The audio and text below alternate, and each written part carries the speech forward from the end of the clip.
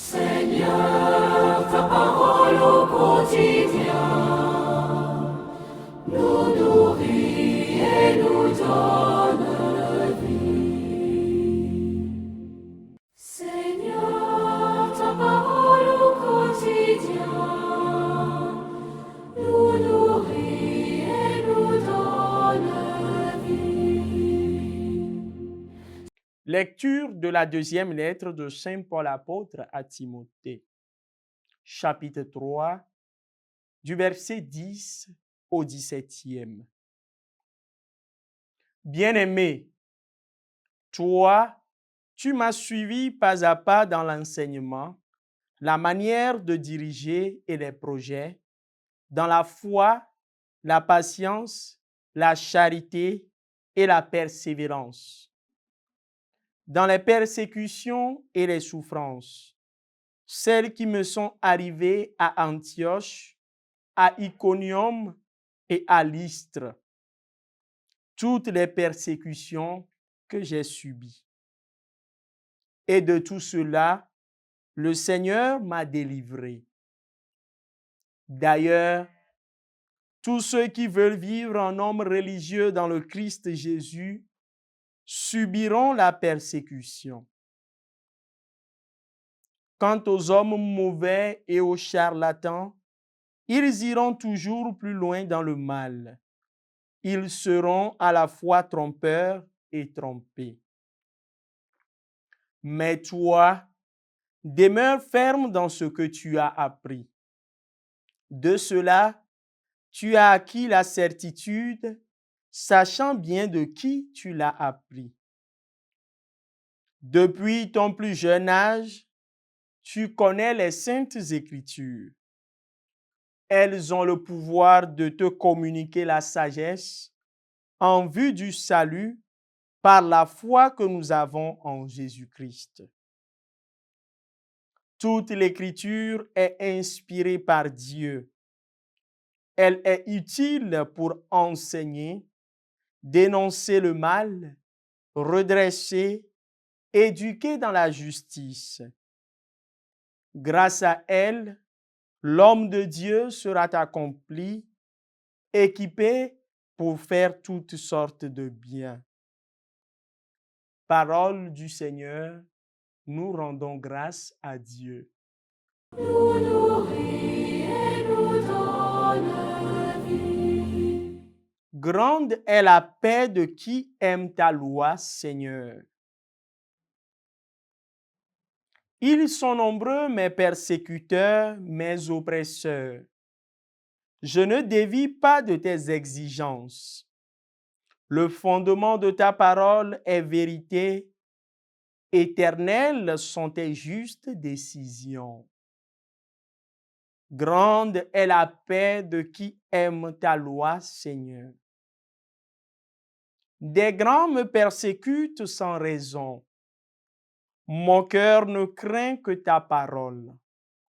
Grande est la paix de qui aime ta loi, jamais il ne trébuche. Grande est la paix de qui aime ta loi, Seigneur. Seigneur, j'attends de toi le salut. J'accomplis tes volontés. J'observe tes exigences et tes préceptes. Toutes mes voies sont devant toi. Grande est la paix de qui aime ta loi, Seigneur. Alléluia, Alléluia, Alléluia. Si quelqu'un m'aime, il gardera ma parole, dit le Seigneur. Mon Père l'aimera et nous viendrons vers lui. Alléluia, Alléluia, Alléluia. Le Seigneur soit avec vous et avec votre esprit. Évangile de Jésus-Christ selon saint Marc. Gloire à toi, Seigneur. En ce temps-là, quand Jésus enseignait dans le temple, il déclarait: Comment les scribes peuvent-ils dire que le Messie est le fils de David? David lui-même a dit, inspiré par l'Esprit Saint, le Seigneur a dit à mon Seigneur, siège à ma droite jusqu'à ce que j'aie placé tes ennemis sous tes pieds. David lui-même le nomme Seigneur. D'où vient alors qu'il est son fils? Et la foule nombreuse l'écoutait avec plaisir. Acclamons la parole de Dieu. Louange à toi, Seigneur Jésus. Alléluia, Alléluia, Alléluia. Chers frères et sœurs dans le Christ, les lectures de ce jour nous enseignent quelque chose de crucial pour notre vie chrétienne. En effet, hier, Saint Paul nous exhortait sur le sens du sacrifice de l'endurance. Aujourd'hui, il nous dit dans la première lecture que ceux qui désirent vivre leur foi doivent être prêts à subir les persécutions. La vie chrétienne, comme nous l'avions dit hier, n'est pas une vie facile. C'est pourquoi lorsque nous décidons d'aller contre l'injustice, de vivre dans la franchise, de vivre dans la vérité, nous ne pouvons que passer par la souffrance. Nous avons l'habitude d'entendre les gens dire « Ah, voilà qu'il fait le saint, n'est-ce pas lui, on le connaît bien. Qu'est-ce qu'il veut nous montrer ?» Voilà des paroles dont nous avons l'habitude d'entendre même dans la bouche de nos amis, de ceux qui sont très proches de nous. Dans notre vie de chaque jour, notre statut chrétien nous fera souffrir.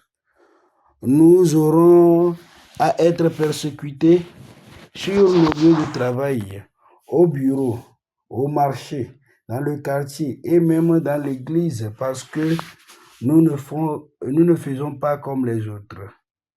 Les gens vont nous persécuter à cause de cette position. Les gens peuvent nous persécuter parce que nous sommes des croyants. Les gens peuvent nous persécuter parce que nous vivons les valeurs évangéliques. Aujourd'hui, Saint Paul nous rappelle que la persécution ne peut pas nous échapper. Jésus lui-même a dit, s'ils l'ont fait aux bergers, qu'en sera-t-il des brebis? Comme Paul l'exprimait dans la lettre aux Romains, rien ne pourra nous séparer de l'amour que le Christ a pour nous, pas même la persécution. Cependant, chers frères et sœurs, mieux vaut passer par ces chemins et retrouver Dieu que de chercher des compromis, de nous adapter au mal dans la société, de nous adapter au mal dont les gens veulent nous faire participer. Le psalmiste dit, mieux vaut s'appuyer sur le Seigneur que de s'appuyer sur les hommes.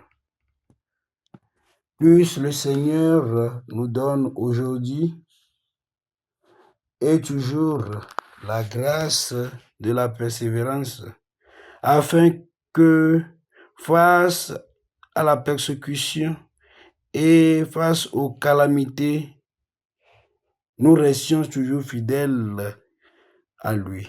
Amen. Seigneur,